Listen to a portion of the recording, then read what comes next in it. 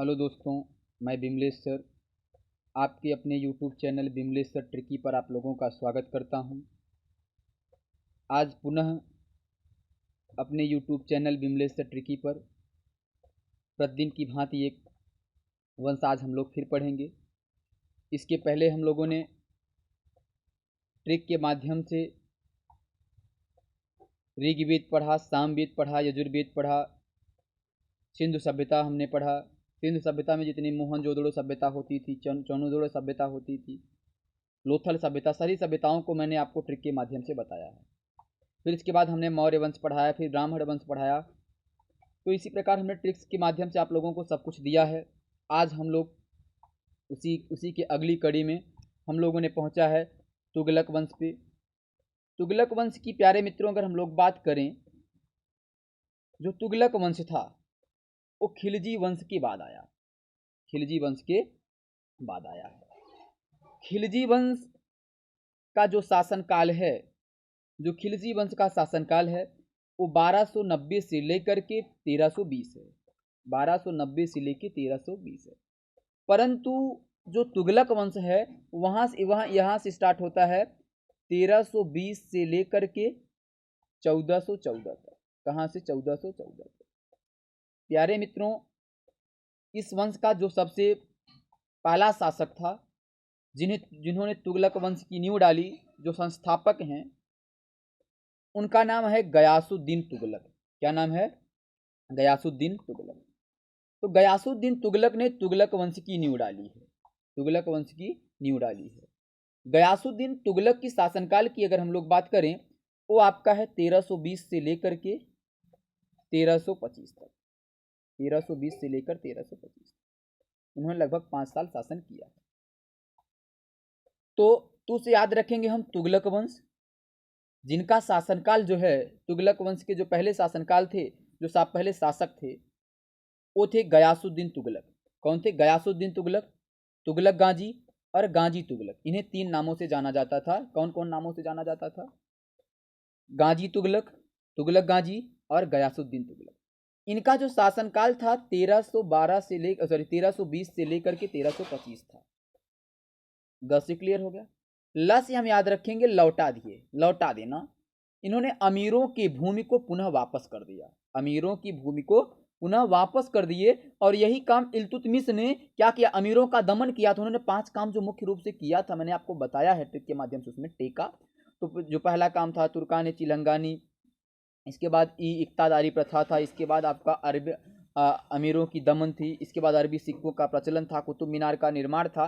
तो उसी में क्या आपके आते थे? अमीरों के दमन में क्या था? अमीरों की भूमि को इन्होंने पुनः वापस कर दिया। इसके बाद का से याद रखेंगे, इन्होंने कुआं और नहर का निर्माण कराया। कुएं और नहर का निर्माण कराया। तो किसानों की सिंचाई के लिए कुएं और नहर का निर्माण कराया। गयासुद्दीन तुगलक को नहर निर्माण, सबसे पहले अगर बात किया जाए तो सबसे पहले नहर के निर्माण का, सिंचाई का श्रेय किसको आता है? गयासुद्दीन तुगलक को आते हैं। तो गयासुद्दीन तुगलक को हमने पढ़ा। अब आते हैं अगले दूसरे इसके टेक्स्ट पे हम लोग बात करते हैं।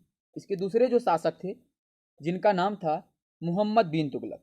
क्या नाम था इनका? मोहम्मद बिन तुगलक। मोहम्मद बिन तुगलक का जो शासनकाल था 1325 से लेकर के 1351 था। 1325 से लेकर के 1351 था। ठीक है। अब हम लोग मोहम्मद बिन तुगलक से बात करेंगे। मोहम्मद, पूरा तुगलक क्योंकि हमने ले लिया है, तुगलक नहीं लेंगे इस बार, हम मोहम्मद बिन लेंगे। अब देखिएगा, बी से याद रखेंगे बर्नी। बर्नी ने मोहम्मद बिन तुगलक के 5 कार्यों का उल्लेख करते हैं। ठीक है। 5 कार्यों का उल्लेख कौन कौन से करते हैं? 5 कार्यों का जो उल्लेख है, दोआब मुद्रा की जारी, माने इन्होंने दोआब मुद्रा को जारी किया।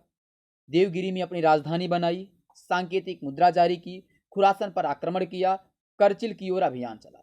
करचिल की ओर अभियान चलाए। फिर से याद रखिएगा, जैसे हम लोगों ने एक मूवी पढ़ा था, ठाकुर हाथ मुझको दे दे, तो वही है। क्या कहा है? दे दो संकेत खुरासन कर। ठीक है। दे दो, दे से देव माने देवगिरी।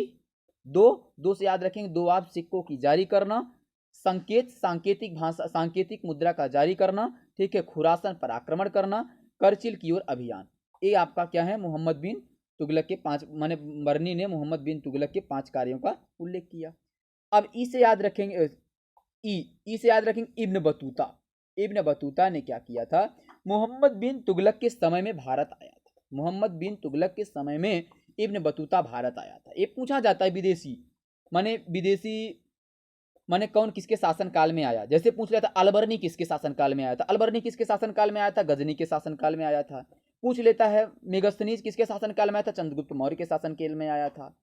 हर्षवर्धन किसके शासन काल में आया था, हिंसांग के शासन काल में आया था। तो ये पूछे जाते हैं, तो आप याद रखेंगे इब्न बतूता किसके शासन काल में आया है, इब्न बतूता किसके शासन काल में है, मोहम्मद बिन तुगलक के शासन काल में आया है। 10 ये हम याद रखेंगे। देवगिरी, देवगिरी को इन्होंने एक नया नाम दिया जिनका नाम था दौलताबाद। देवगिरी को इन्होंने नया नाम दिया जिनका नाम था दौलताबाद। दौलताबाद को इन्होंने अपनी राजधानी बनाई। क्या बनाई, अपनी राजधानी बनाई। तो हम याद रखेंगे मोहम्मद बिन तुगलक ने अपनी राजधानी कहाँ बनाई, देवगिरी में। देवगिरी के नाम बदले जो थे दौलताबाद में बनाए थे। ठीक है, कहाँ बनाए थे, दौलताबाद में बनाए थे। ठीक है, देखते हैं दोस्तों आगे हम लोग।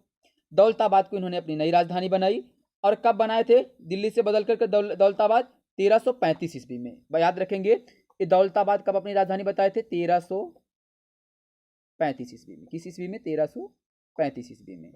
याद रखेंगे दोस्तों, देवगिरी का नया नाम देवगिरी का नया नाम क्या था, दौलताबाद। दौलताबाद की इन्होंने अपनी राजधानी बनाई।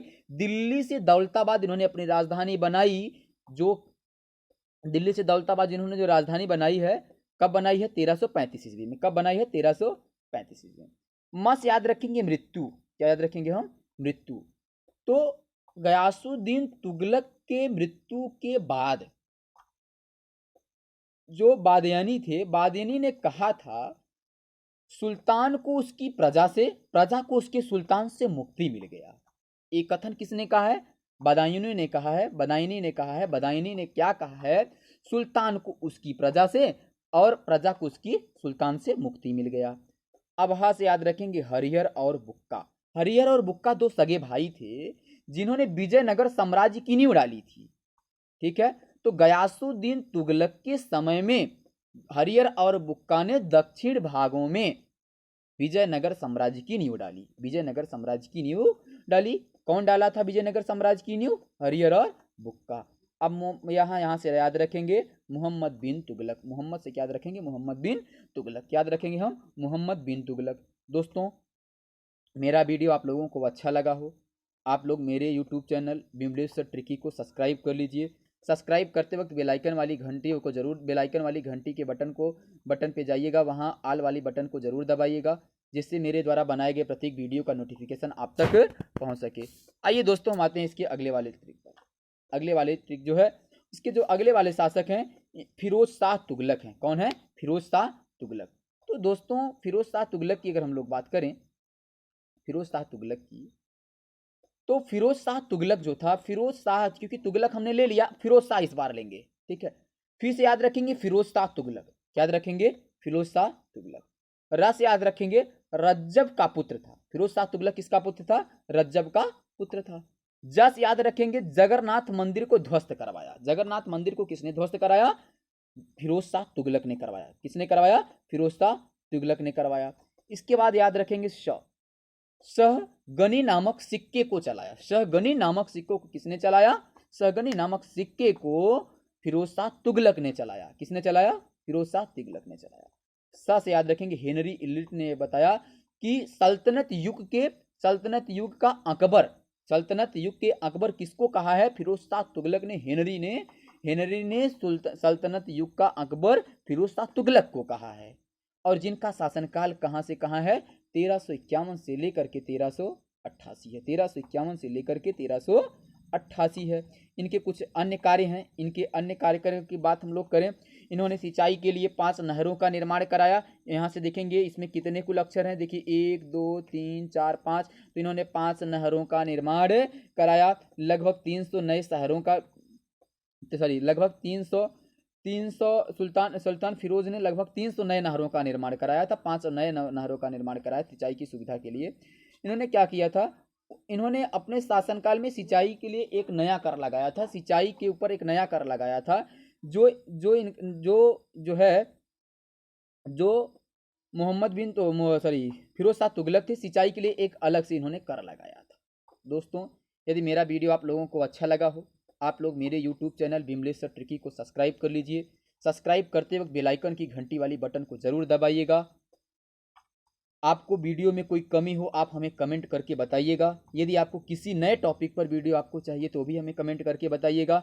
और आप लोगों को वीडियो अच्छा लगा हो तो आप लोग कमेंट करिएगा, क्योंकि कमेंट करिएगा, शेयर करिएगा और सब्सक्राइब कर लीजिएगा अगर आपने सब्सक्राइब नहीं किया है। और कमेंट करना मत भूलिए, क्योंकि आपका प्रत्येक कमेंट हमारे लिए ऊर्जा का काम करता है, इसलिए आप कमेंट करना मत भूलिएगा। दोस्तों, मैं फिर अगले वीडियो में आप लोगों से कल मिलूँगा।